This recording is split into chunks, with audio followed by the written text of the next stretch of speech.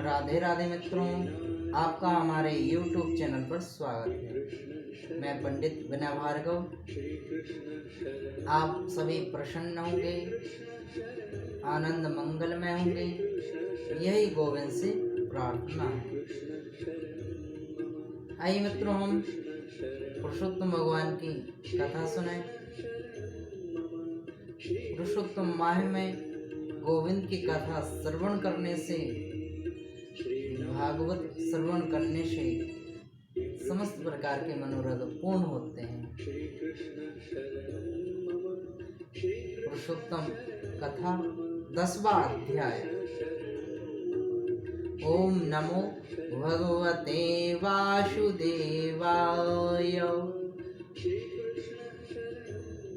ऋषि कहने लगे, हे सुंदरी, अब से तीसरा मास पुरुषोत्तम आएगा। उसमें स्नान करने से मनुष्य दोषों से छूट जाता है।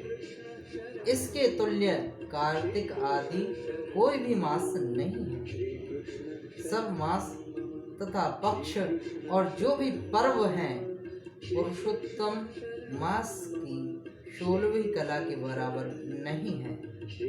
12,000 वर्ष गंगा स्नान करने से जो फल मिलता है और सिंह के बृहस्पति में गोदावरी में स्नान करने से जो फल प्राप्त होता है, वही फल कहीं भी पुरुषोत्तम माह में एक बार स्नान करने से, तीर्थ स्नान करने से प्राप्त हो जाता है। यह कृष्ण का प्रिय मास है। इसमें स्नान, दान, पुण्य, सत्कर्म, जाप आदि करने से सब प्रकार की मनवांछित इच्छाएं फल की प्राप्ति होती है। इसलिए तुम भी इस पुरुषोत्तम मास की सेवा करो। मुनि राज कन्या को ऐसे वचन कह करके चुप हो गए। श्री कृष्ण कहने लगे, हे अर्जुन, मुनि के वचन सुन करके भावों से प्रेरित होकर के वह मूर्ख बाला कन्या क्रोधित होकर के बोली, हे ब्राह्मण, मुझको आपके विचार ठीक नहीं लगे। माघादि मास किस तरह थोड़ा सा पुण्य देने वाले हैं। कार्तिक मास को कैसे कम कहते हो। क्या सेवा किया हुआ वैशाख मास इच्छित फल नहीं देता। यह तो मलिन मास सब कर्मों में निंदित है। हे मुनि, सूर्य संक्रांति से रहित मलमास को आप कैसे श्रेष्ठ कहते हैं। इस तरह क्रोध से कहे गए ब्राह्मण पुत्री के वचनों को सुनकर के ऋषि का शरीर जलने लगा और क्रोध के कारण नेत्र लाल हो गए। परंतु फिर भी मित्र की कन्या को श्राप नहीं दिया और सोचने लगे कि कन्या मूर्ख है, अपने हित अनहित को नहीं जानती। पुरुषोत्तम भगवान के महात्म को जो बड़े बड़े ज्ञानी भी नहीं जानते, तो यह कम बुद्धि वाले पुरुष व कन्याएं कैसे जान सकते हैं। यह बिना पिता की कन्या दुख रूपी अग्नि से जूझती हुई मेरे अत्यंत उग्र श्राप को कैसे सहन कर सकेगी। ऐसे उत्पन्न हुए क्रोध को कृपा से दूर करते हुए और स्वस्थ होकर के व्याकुल कन्या को कहने लगे,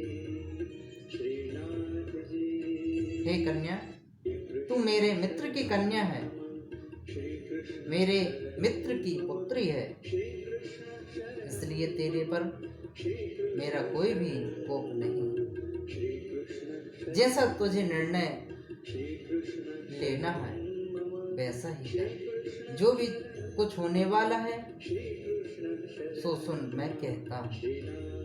तूने जो पुरुषोत्तम मास का अनादर किया है, उसका फल इस जन्म में नहीं अगले जन्म में अवश्य भोगना पड़ेगा, क्योंकि तेरा पिता मेरा मित्र था, इसलिए तुझको श्राप नहीं दिया मैंने। तू बालक है, अपने शुभ अशुभ को नहीं जानती। तेरा कल्याण हो, मैं तो नारायण की सेवा के लिए जाता हूँ। श्री कृष्ण जी कहने लगे कि ऐसा कहकर के वह महाक्रोधी तपस्वी मुनि झटपट चल दिए। उसी क्षण वह कन्या पुरुषोत्तम के अनादर से कांतिहीन हो गई और अपने मन में विचार करने लगी कि तत्काल फल देने वाले पार्वती पति श्री शंकर की आराधना करूंगी। ऐसा निश्चय करके वह अपने आश्रम में महान तप करने की इच्छा करने लगी। सूत जी महाराज बोले कि वह कन्या प्रबल मुनि के वचनों को निंदित कर तथा बहुत फल वाले विष्णु और ब्रह्मा को छोड़ करके अपने वन अपने आश्रम में केवल शंकर भगवान की सेवा करने लगी। 10वां अध्याय समाप्त। प्यारे मित्रों, यह पुरुषोत्तम भगवान की कथा अपने प्यारे मित्रों को भी शेयर करिएगा। हमारे चैनल को लाइक और सब्सक्राइब करना ना भूलें। राधे राधे मित्रों।